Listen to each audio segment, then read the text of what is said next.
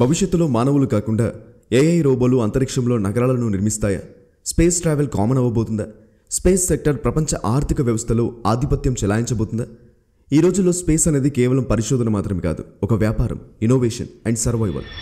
Sunitha Williams and the space revolution. ఇటీవల Sunita Williams మరియు తన క్రూ మెంబర్ స్పేస్ ట్రావెల్ చేశారు. వీళ్ళ ప్రయాణం just not a space travel. ఈ స్పేస్ ట్రావెల్ వెనుక ఇంకేమైనా కారణాలున్నాయా? భవిష్యత్తులో అంతరిక్ష ప్రయాణాన్ని ఏఐ రోబోట్స్తో రీప్లేస్ చేస్తారు.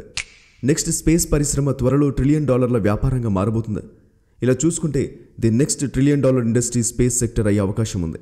ఎక్స్పర్ట్స్ ప్రెడిక్ట్ చేసిన దాని ప్రకారం 2045 నాటికి స్పేస్ పరిశ్రమ $1 ట్రిలియన్ వ్యాపారంగా మారబోతుంది. కానీ అది అప్పటికి జరుగుతుందా లేదా ఆలస్యం అవుతుందా అన్నది టెక్నాలజీ అభివృద్ధి, పెట్టుబడులు మరియు ప్రభుత్వ నిబంధనలపై ఆధారపడి ఉంటుంది. ఏమైనా భవిష్యత్తులో అంతరిక్ష పరిశ్రమ గట్టిగా ఎదుగుతుంది అనేది ఖచ్చితం. కాబట్టి ఇప్పటి నుంచే స్పేస్ రంగంలో పెట్టుబడి పెట్టడం ఒక మంచి అవకాశంగా మారవచ్చు. అండ్ ఇది టెంపరీ కాదు, ఓ లైఫ్ టైం ఆపర్చునిటీగా చెప్పుకోవచ్చు. స్పేస్ రంగం ప్రపంచాన్ని ఆర్థికంగా ఆధిపత్యం చేయబోతుంది, just like internet revolution in early 2000. కానీ భవిష్యత్తులో స్పేస్ కేవలం పరిశోధన కోసం కాకుండా అంతరిక్ష పర్యాటక కేంద్రంగా అవ్వచ్చు.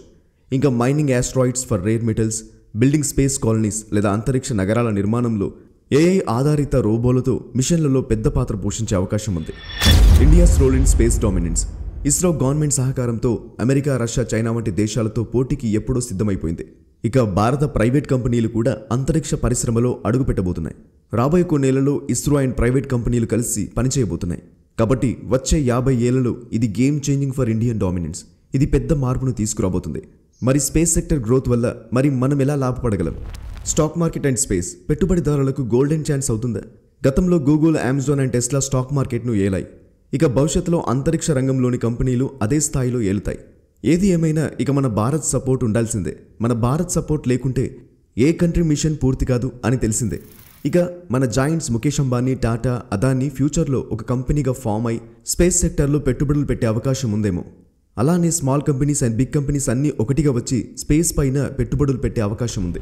నెక్స్ట్ స్పేస్ కంపెనీ అనేవి next big thing in like spacecraft manufacturing, AI powered robots for space, satellite technology, space tourism.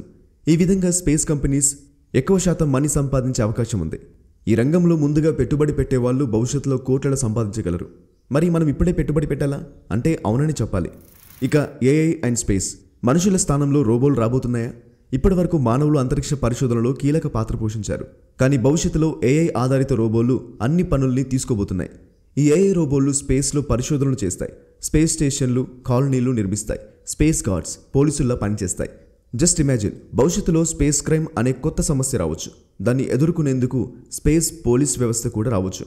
ఇది ఒక సైన్స్ ఫిక్షన్ కాదు, ఇది నిజంగా జరిగే అవకాశం ఉందేమో. అండ్ ఏఐ రెవల్యూషన్ వల్ల కొత్త కంపెనీలను, కొత్త పెట్టుబడులను అంటే న్యూ స్టాక్ మార్కెట్ ఆపర్చునిటీస్, కొత్త సంపాదనను తీసుకురాబోతున్నాయి. భవిష్యత్తులో అంతర్జాతీయ సహాయం అండ్ ఆర్థిక నగరాలు స్పేస్లో ఉండవచ్చు. అలానే భవిష్యత్తులో ప్రధాన దేశాలు కలిసి స్పేస్ నగరాలను నిర్మించవచ్చు.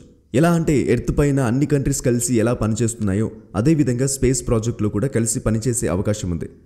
ఇప్పటికే వివిధ దేశాలు కలిసి ఒకే స్పేస్ ప్రాజెక్ట్ పైన పనిచేస్తున్నాయి. చంద్రుని మీద లేదా మార్స్ మీద మనిషి నివాసం ఏర్పడవచ్చు. స్పేస్లోనే కొత్త ఆర్థిక వ్యవస్థ ఉద్భవించవచ్చు. ఇంకా ఈ పరిణామాలు ప్రపంచ ఆర్థిక వ్యవస్థ, రాజకీయాలు, ఉద్యోగ మార్కెట్ అన్నిటి మీద ప్రభావం చూపుతాయి. ఇక ఏ కంట్రీ అయితే స్పేస్ డామినెన్స్ చేస్తుందో వాళ్ళు ఫ్యూచర్ ఎర్త్ పైన ఉన్న హ్యుమానిటీని కంట్రోల్ చేసే అవకాశం ఉంటుంది. ఇవన్నీ వింటుంటే ఏదో సైఫై స్టోరీలా ఉండొచ్చు, కానీ ఇవన్నీ నిజమైతే అంతరిక్ష రంగం భవిష్యత్ అయితే మనం ఇప్పుడే దానికోసం సిద్ధం కావాలి. స్పేస్ రిలేటెడ్ స్టాక్స్లో పెట్టుబడి పెట్టండి. భారతదేశం స్పేస్ రంగంలో తీసుకుంటున్న అడుగులు గమనించండి. ఇంకా ఏఐ అండ్ స్పేస్ టెక్నాలజీ అభివృద్ధిపై అవగాహన పెంచుకోండి. ఎందుకంటే ఈ రంగాన్ని ముందుగా అర్థం చేసుకున్న వారు పెట్టుబడి పెడితే వాళ్ళు భవిష్యత్తులో అత్యధిక లాభం పొందుతారు. స్పేస్ విప్లవం ప్రారంభమైంది. మీరు దాని భాగం అవ్వాలని అనుకుంటున్నారు? మీ అభిప్రాయం ఏంటి? స్పేస్ రంగం భవిష్యత్తును ఆధిపత్యం చేస్తుందా? కామెంట్ చేయండి.